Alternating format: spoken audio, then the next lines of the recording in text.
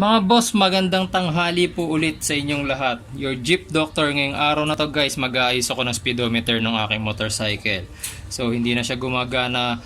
Tapos kailangan lang ng konting diagnosis guys. Kasi itong motorcycle ko, since old model na to, cable type pa ang speedometer nito. So dalawa lang naman na magiging probable defect ng isang hindi gumaganang speedometer. Unang-una is yung cable. Second thing is yung mismong gauge na natin. So kapag yung cable lang, medyo mura-mura yung ating gagastusin. Pero kapag yung gauge yung sira, magpapalit tayo ng panel. Pero bago natin bilhin yung gauge or yung cable, kailangan muna natin ma-diagnose maigi para hindi masasayang yung pera natin. So sa mga interested na matutunan kung paano mag-diagnose ng inyong defective na speedometer, continue watching this video.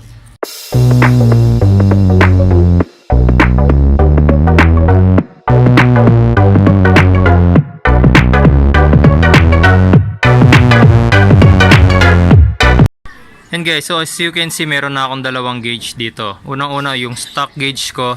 So yan yung original na nakakabit dyan.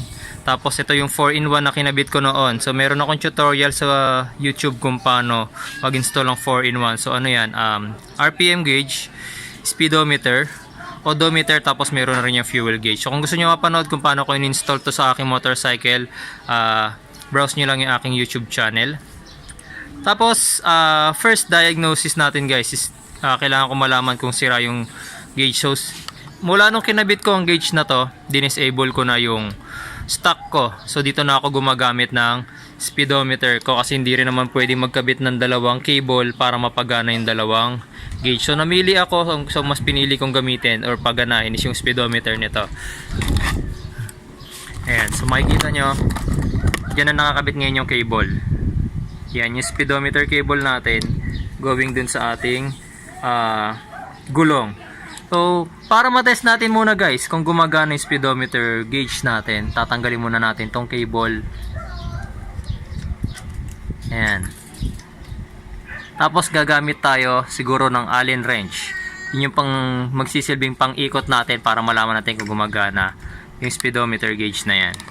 Yung mga boss, so gamit ang maliit na Allen wrench na kasukat, halos kasukat nung speedometer cable natin. Isusuksok ko siya rito sa ilalim. Ayan. Kung saan sinusuksok din natin yung ating speedometer cable. Tapos pipihitin ko to ng counterclockwise kasi ganun yung ikot ng ating cable. And then titignan natin guys kung magkakaroon ng reading dito sa ating speedometer gauge. Yung nakikita nyo 00 na yan, ibig sabihin nakastop pa tayo. Tapos pipihitin ko lang dito sa ilalim yung Allen wrench.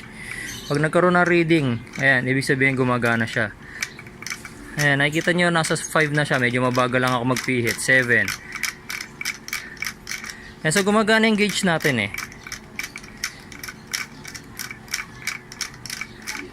Okay. So alam natin ngayon na gumagana yung gauge natin. So paano kung hindi ganito yung klase ng gauge na meron kayo? Paano kung yung stock gauge pa? So same lang yung magiging procedure guys, pero ipapakita ko na rin sa inyo yun para sa benefit ninyo. So magbabaklas lang muna ako ng headlight assembly dahil nakaharang yan. And guys, so ito na yung ating speedometer. So ito yung mismong slot kung saan sinasaksak ang ating speedometer cable. So dyan din natin ipapasok ngayon itong Allen wrench. Tapos pipihitin natin yan counterclockwise. Ayan. Then titignan nyo ngayon sa gauge guys kung gumagana ba yung gauge ninyo. Kailangan medyo mabilis kayo mag-ikot kasi analog type itong gauge na to. Kaya konti lang may movement yan. Pero makikita nyo sa video guys, ayan. Bawat pihit ko sa kanya counterclockwise, gumagana yung ating gauge, gumagalaw yung kamay. Since na-test na natin yung ating speedometer gauge, so alam natin na gumagana yon. So ito na lang naman yung nag-iisa part pa na may possibility sira. Pero para makasigurado, ay papakita ko sa inyo kung paano ito titest. So ang gagawin natin guys, kailangan naka-center stand yung ating motorcycle. Tapos since ang ating cable is nakakabit dito sa ating front, kailangan may angat natin yung front wheel. Tapos pipihitin natin yan. Hey guys, so kailangan natin iangat yung harap na gulong, tapos pipihitin natin to. Then kailangan habang pinipihin natin yung gulong sa likod, itong cable natin is umiikot. yun yung indication guys na working pa yung cable natin or buo pa siya. Pero pag di na siya umiikot, ibig sabihin sira na yan, so kailangan na yan palitan.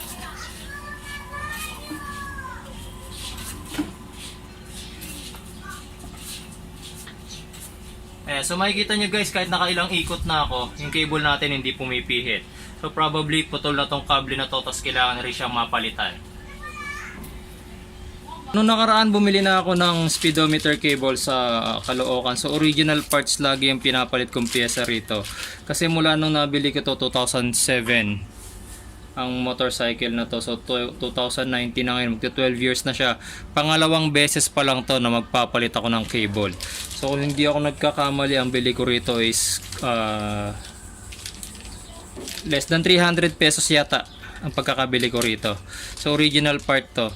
So maganda kasi pag original guys, tumatagal talaga. Imagine nyo sa 12 years, ngayon lang ako ulit magpapalit ito for the second time. And guys, so sa pagpapalit ng cable, since natanggal na natin doon sa taas, dito na lang sa lower part yung kailangan natin tanggalin.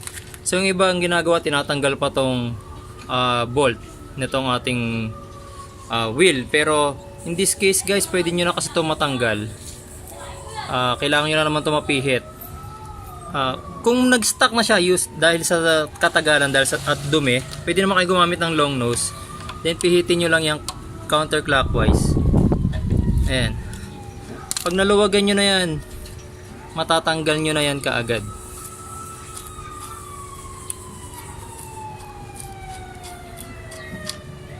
Ayan, ayun. So yun yung reason guys kung bakit sira na siya. Naputol na siya rito sa ilalim. So yung mismong cable talaga yung nagka-problema rito. So naputol na siya. So konting tip lang para dito sa ating bagong speedometer cable.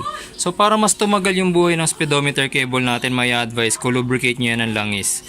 Although lubricated naman na yan ng grasa, from the factory nilalagyan na nila ng grasa yan. Pero subukan na rin naman kasi na kapag nilalagyan mo ng langis ang speedometer cable, mas tumatagal ang buhay niya. Imagine 12 years na yung motorcycle ko, pero second time pa lang ako magpapalit ng cable. So para mas madaling mag-lubricate, itulak nyo itong portion na to. Tapos kapag natulak nyo na yan maigi, hilahin nyo na ng buo yung cable. Ayan. Tapos ito ngayon, yung mismong ilulubricate natin ng langis. So gamit itong oil na to. So engine oil din to guys ha. Hindi ito yung langis na ginagamit sa mga makina. Lalagyan na lang to, pero engine oil na ang laman yan. Tapos nilulubricate ko yan ng langis. Pinapaliguan ko siya ng langis.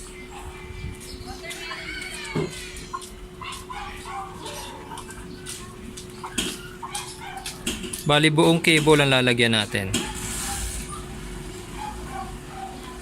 Ayan, tutulo naman siya dun sa baba.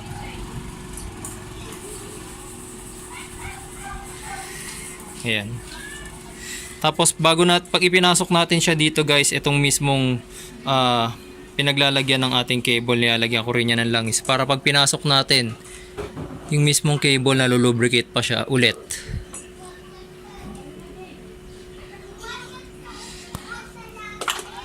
Tapos ipapasok na natin siya.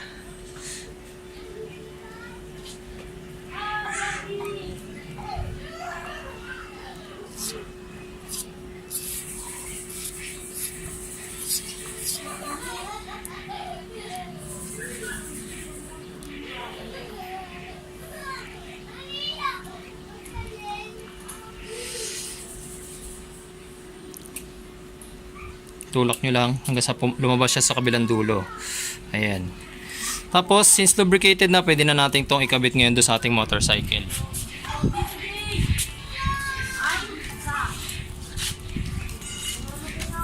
Yes, sa pagkakabit dito guys, makikita nyo may notch itong other end ng ating speedometer cable. Kailangan maisakto natin yan doon sa parang key dito sa loob. So meron din yung notch na papasok dito, parang yan dulo ng screwdriver. So kailangan magka-match yan.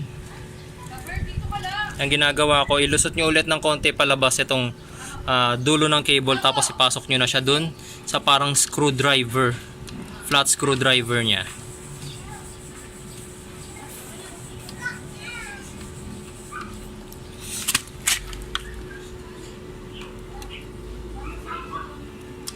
Ayan.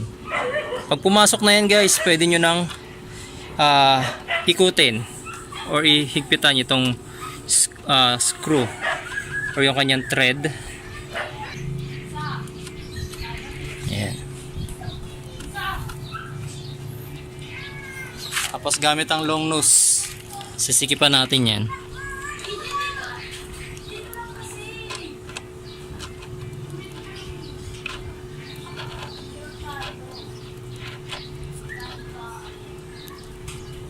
Okay. Tapos ilulusot na natin dito. And then ngayon guys, siguro ibabalik ko na lang muna to do sa stock gauge. Hindi ko na muna gagamitin tong 4-in-1 na ginamit ko. So dito ko muna siya ikakabit.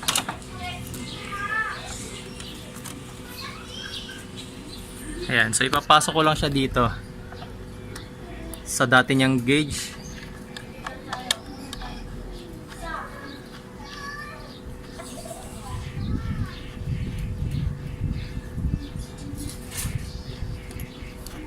Ayan.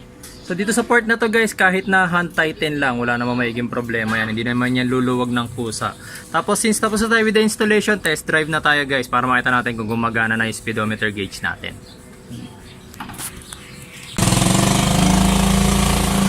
Dito na nakikita mo ikit.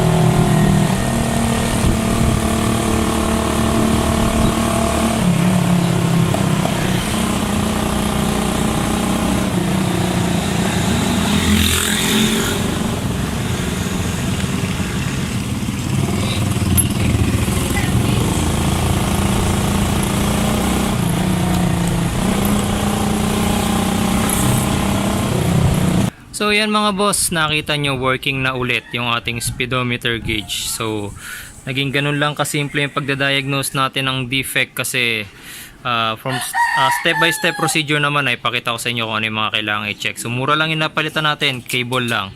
Naayos na natin yung problem. Okay guys, so hindi nyo nakakailanganin ng mechanic para gawin yung gantong klase ng problem. Kahit kayo is kaya-kaya nyo nang gawin.